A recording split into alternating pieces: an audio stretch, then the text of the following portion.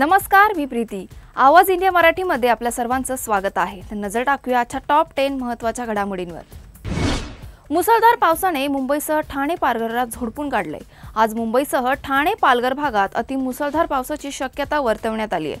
त्या पार्श्वभूमीवर स्थानिक प्रशासनाने आपत्कालीन यंत्रणा सज्ज ठेवल्या आहेत। तसंच येत्या 2 दिवसात पावसाचा जोर कमी होईल असा अंदाजही हवामान विभागाने व्यक्त केला आहे। जायकवाडी धरणातून प्रथमच विक्रमी असा पाण्याचा विसर्ग नदीपात्रात सुरू आहे। त्यामुळे नांदेडमध्ये सध्या गोदावरी नदीने धोक्याची पातळी ओलांडली आहे। शहरातील अनेक सखल भाग हे पाण्याखाली आहेत। त्यामुळे पूरग्रस्तांसाठी निवारा केंद्र उभारले आहेत। जायकवाडीचा विसर्ग जोवर कमी होत नाही तोवर नांदेडची पूरस्थिती कायम राहणार आहे। त्यामुळे प्रशासनाने दक्षतेचा इशारा दिलेला आहे। जळगाव जिल्ह्यात अतिवृष्टीने खरीप हंगामाला मोठा फटका बसलाय। चाळीसगाव तालुक्यात एकाच दिवसात 100 मिलीमीटर पावसाची नोंद झाली आहे, ज्यामुळे तालुक्यातील 7ही मंडळांमध्ये पिकांचे मोठे नुकसान झाले आहे।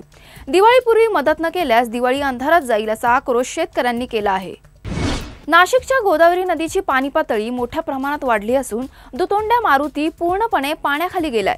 नाशिकसह शहरासह गंगापूर धरणाच्या पाणलोट क्षेत्रात सुरू असलेल्या मुसळधार पावसामुळे गंगापूर धरणातून 9848 क्युसेक वेगाने पाण्याचा विसर्ग गोदावरी नदीत केला जात आहे। यामुळे गोदावरीचे पाणी आता शहरात घुसण्यास सुरुवात झाली आहे। प्रशासनाने नदीकाठच्या रहिवाशांना सतर्कतेचा इशारा दिला आहे।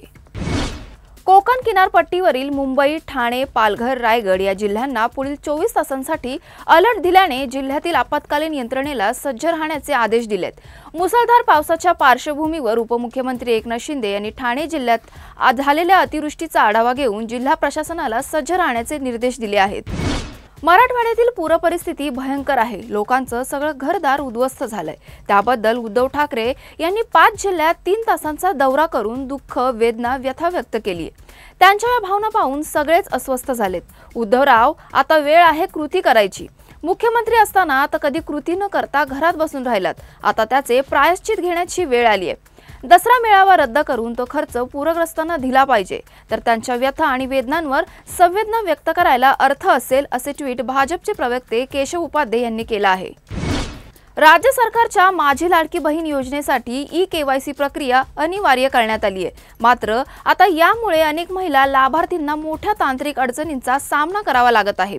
ई-केवायसी साठी आवश्यक असलेली वेबसाईट व्यवस्थित चालत नसल्याने ग्रामीण भागातील महिलांना वारंवार सायबर कॅफेवर चक्रा माराव्या लागतात, ज्यामुळे त्यांचा वेळ आणि पैसा दोन्ही वाया जात आहे।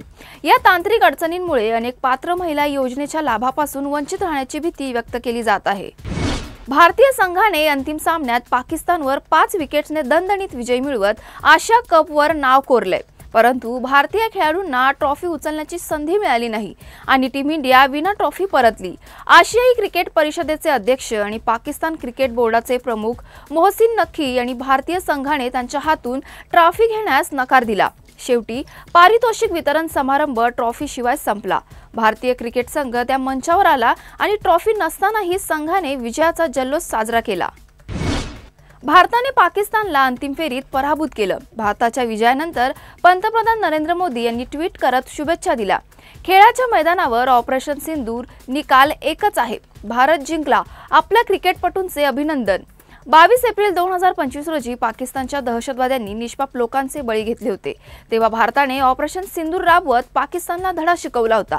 आता क्रिकेटच्या मैदानातही भारताने पाकिस्तानला धडा शिकवला आहे। बॉलिवूडचे महानायक अमिताभ बच्चन यांनी भारताच्या विजयानंतर टीमला शुभेच्छा देताना एका माजी पाकिस्तानी क्रिकेटरची आपल्याच अंदाजात फिरकी घेतली आहे। आशिया कप जिंकल्यानंतर अमिताभ बच्चन यांनी शोएब अख्तरला ट्रोल केला आहे। बिग बींनी एक्स अकाउंटवर ट्विट करत लिहिलंय, अभिषेक बच्चन खूप चांगला खेळला, तिथे जीप अडखळली आणि इथे बॅटिंग, बॉलिंग, फिल्डिंग न करताच शत्रूला अडखवलं। जय हिंद, जय भारत, जय माँ दुर्गा या पोस्टमध्ये बिग बींनी जाणून बुजून अभिषेक शर्माचा उल्लेख अभिषेक बच्चन असा केला आहे। अशाच महत्त्वाच्या बातम्या बघण्यासाठी पाहत रहा आवाज इंडिया मराठी।